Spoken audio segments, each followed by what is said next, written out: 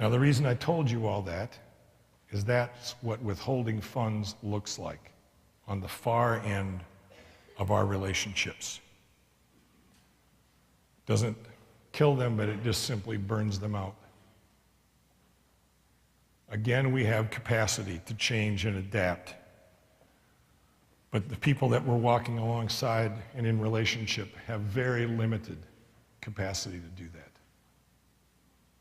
All right, last but not least, I've been asked, I think 12 times now, to lead the synod out of the ELCA. Without hesitation, I've said no every time. I have no desire to go into any kind of new denomination. This is not the first time that I've been upset with the church. I've been a Lutheran for 56 years, baptized Lutheran, and I have a long list of things that I've been unhappy with about the church. But I've never wanted to leave. First and foremost, I don't believe that my vows that I took when I became a parish pastor and when I became your bishop would allow me to do that. I've gone back several times since the vote and looked at them again. I don't see any way that I could break those vows, because I didn't promise that I would only lead the people that I agreed with.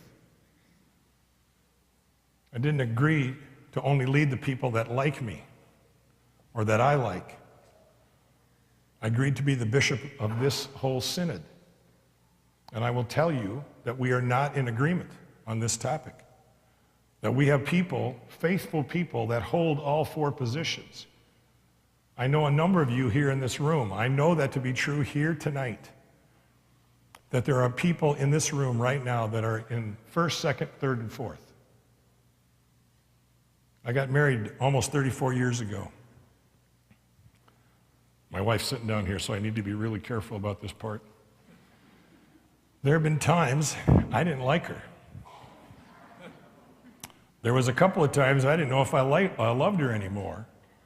And I can tell you that there were several times when, certainly for me, and I'm sure not for her, because I'm a lot easier to live with. Isn't that right? That we were down to the vows. That's all we had. We just had the promises that we'd made in front of God, our parents, grandparents, our family and friends. It's not easy being the church. It's not easy being married. Second reason why I'm not leaving is I'm actually a pretty decent church historian. And in the last 200 years in North America, there has not been one breakoff that has been successful. There hasn't been any splinter group that has ever gone anywhere. The largest breakoff out of any denomination was out of Missouri Synod. And I know we have some people in this room that lived through that whole experience. Their entire seminary faculty, except for 3 professors, left. All the seminarians, except for one, left. About 250,000 members of the Missouri Synod left. They had all kinds of money that went with them. And within 18 months, they had figured out that they would not be successful. And so they began the process of bringing us here tonight, actually, because that breakoff group became the catalyst between the American Lutheran Church and the Lutheran Church in America. And they would not let us go. And they said, we must form a new denomination. And it was really because of their work that we became the Evangelical Lutheran Church in America. Now, I helped start that church. I was there when we voted in Minneapolis. I know how hard it's been when we've had over 5 million people, mostly in agreement, 8 seminaries, 28 colleges, mostly going in the same direction, how hard it has been to be church.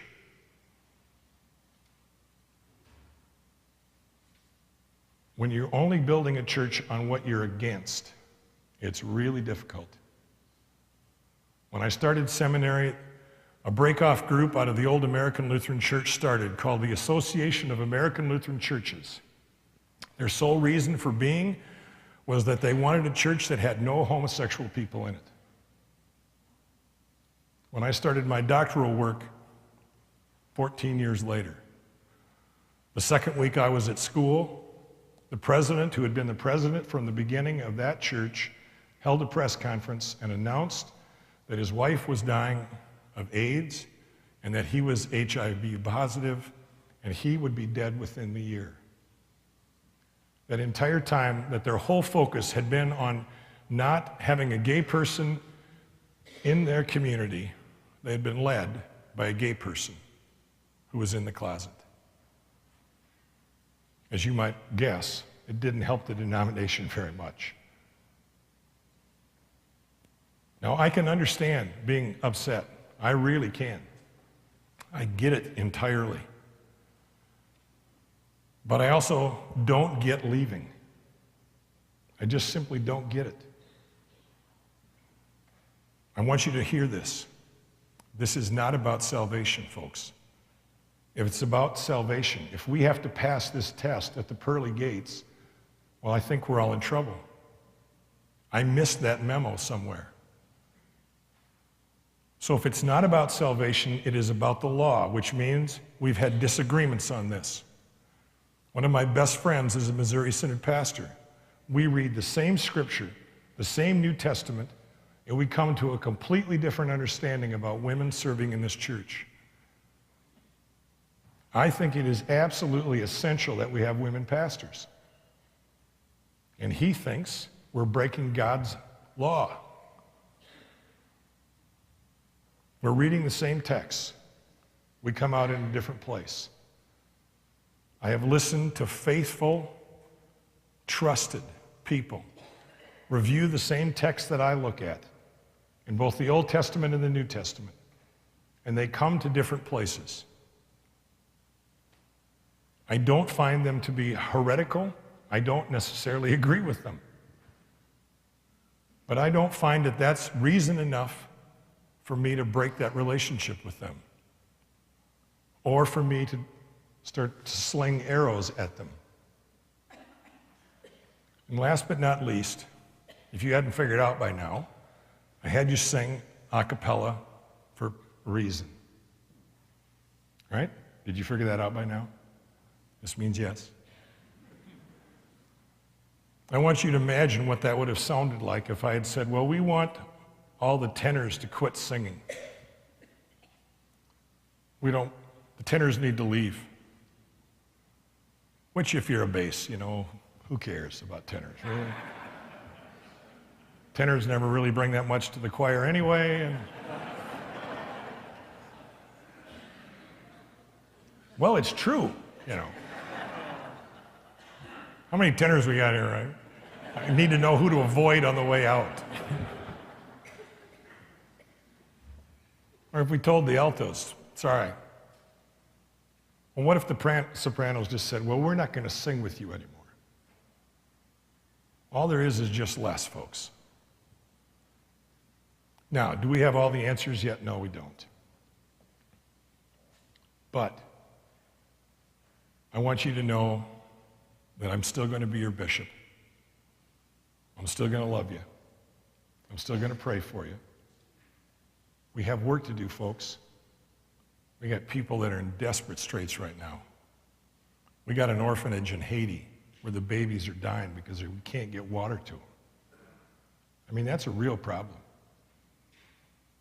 We can't get any more airplanes into the airport because the airport's full. Can you imagine what it's like on the ground right now? Desperate to help people and not being able to get there?